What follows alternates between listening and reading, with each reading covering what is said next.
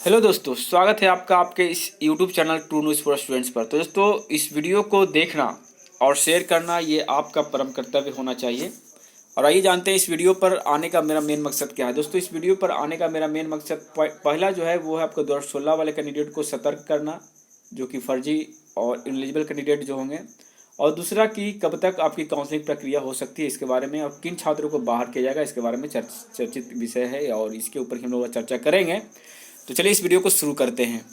तो दोस्तों, ये जो देख रहे हैं कि बिहार तकनीक सेवा आयोग के द्वारा एक वैकेंसी निकली थी 4/- से लेकर के 9/2020 के अंतर्गत 25/9/2020 से लेकर के 24/10/2020 तक ऑनलाइन आवेदन प्राप्त भी किया गया था। और विधानसभा चुनाव के कारण इसकी जो परीक्षा है वो 20/11/2020 तक ऑनलाइन आवेदन हेतु विस्तारित की गई थी।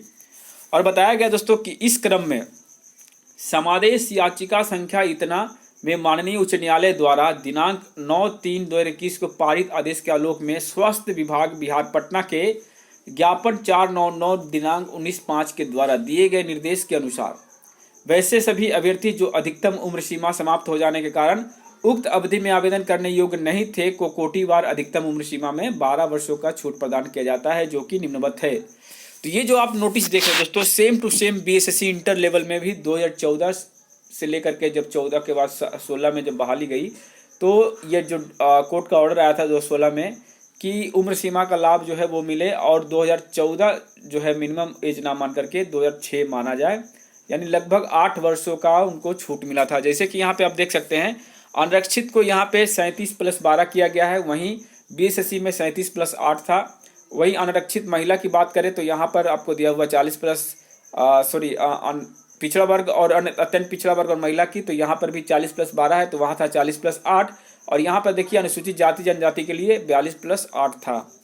और उसके बाद देखिए दोस्तों, यहाँ पे जो साफ सुथरा लिखा हुआ है कि देखिए, तदनुसार वैसे अभ्यर्थी जो अधिकतम उम्र सीमा से अधिक आयु होने के कारण ऑनलाइन आवेदन नहीं कर सके थे, मात्र उनके द्वारा ऑनलाइन आवेदन करने हेतु दिनांक इतना से इतना तक विस्तारित किया जाता है। और सेम चीज़ें आपको बीएसएससी के वेबसाइट पर भी देखने को मिलेगा।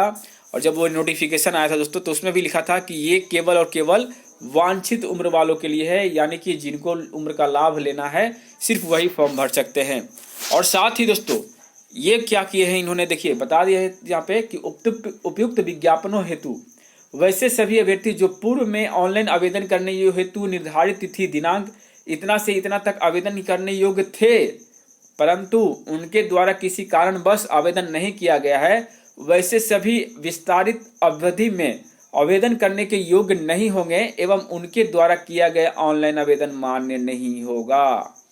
तो ये रहा दोस्तों 2016 के फर्जी कैंडिडेट का मेन जो है रामबाण कह सकते हैं, इसी से उनकी धुलाई हो जाएगी।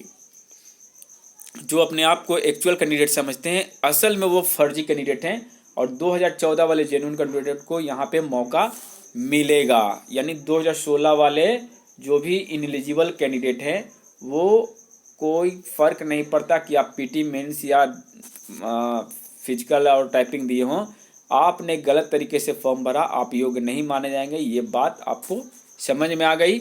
और सेम टू सेम यहाँ पे लिखा हुआ कि विज्ञापन की शेष सभी शर्तें पूर्ववत लागू रहेंगे। तो दोस्तों, ये बड़ी खुशखबरी होगी, और ऐसा ही होगा बीएसएससी इंटर लेवल जो आपका वैकेंसी है उसमें।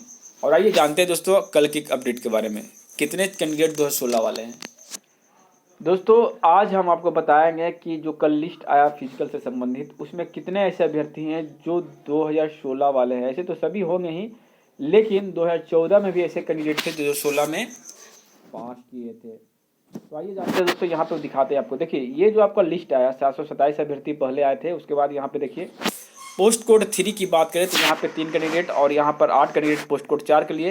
पोस्ट कोड 1 के लिए आपको दिए हुए हैं 42 कैंडिडेट, और यहाँ पर पोस्ट कोड 1 के लिए जो है आपको एक लड़का जो पहले से हुआ। तो यहाँ पे हम लोग जानते हैं दोस्तों इसके बारे में। देखिए, यहाँ पे बताया गया है कि आयोग के आवश्यक सूचना ज्ञापन इतना द्वारा प्रकाशित शुद्धि पत्र के आलोक में अधिकतम आयु की गणना दिनांक इतना के आधार पर किए जाने के उपरांत बढ़ी आयु सीमा का लाभ प्राप्त होने के फलस्वरूप वनरक्षी पद हेतु पूर्व में दिनांक इतना से इतना प्रकाशित सूची में निम्नलिखित 121 अभ्यर्थी की जो शारीरिक क्षमता जांच परीक्षण हेतु योग्य पाए गए हैं। तो ये कौन से कैंडिडेट है दोस्तों, इसके बारे में आपको बताना चाहेंगे। तो दोस्तों ये वो कैंडिडेट है जो 2016 में भरे थे फॉर्म को, ठीक है। और ये जो है हकदार थे इस फॉर्म के, असली हकदार जिसको कह सकते हैं, जिनको वांछित उम्र सीमा में लाभ चाहिए था। लेकिन पिछला बार क्या हुआ कि इनको उम्र का लाभ नहीं दिया गया, जिसके कारण इनकी जो है गणना जो है यूआर कैटेगरी में की गई थी और इनका रिजल्ट पिछली बार नहीं हुआ था।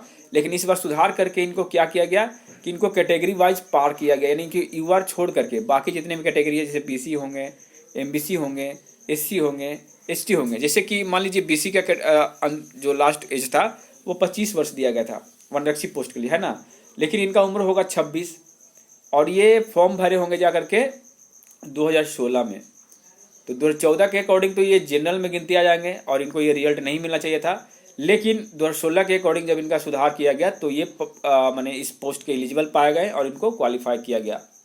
यानी कि इनकी जो अब गणना थी 23 अंतिम उम्र जो 25 वर्ष था ओबीसी का, यहाँ पे इनको 27 का मौका दिया गया होगा, इसी कारण से इनका रिजल्ट हुआ। सेम टू सेम सारी कैटेगरियों में भी हुआ है। तो ये 121 कैंडिडेट ऐसे हैं जो 2016 वाले हैं और ये जेन्युइन कैंडिडेट है। इनको आप जेन्युइन कैंडिडेट मान सकते हैं क्योंकि इनको वांछित उम्र का लाभ के बाद ही रिजल्ट आया है। लेकिन ऊपर जो ये रिजल्ट है इसमें कौन जेन्युइन है और कौन फॉल्स है ये कोई नहीं जानता है। और यहाँ पे मैक्सिमम जो है कैंडिडेट वो फर्जी हो सकते हैं।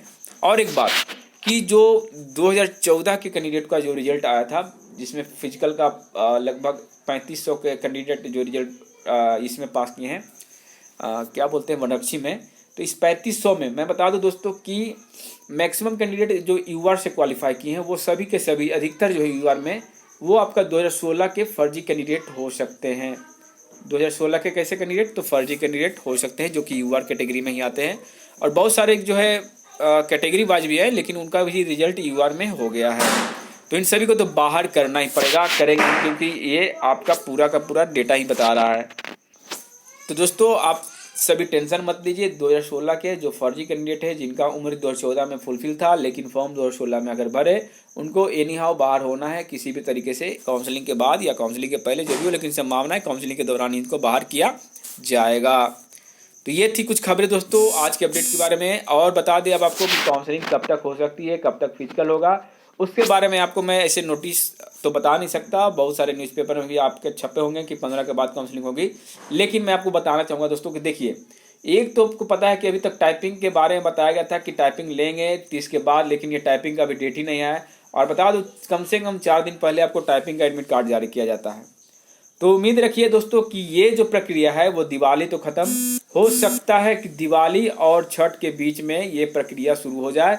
जैसा कि मान सकते हैं दोस्तों कि 5 तारीख हो, 6 तारीख हो या 7 तारीख हो, इन 3 तिथियों में कोई एक तिथि निकाल करके टाइपिंग और स्टेनो करवाई जा सकती है।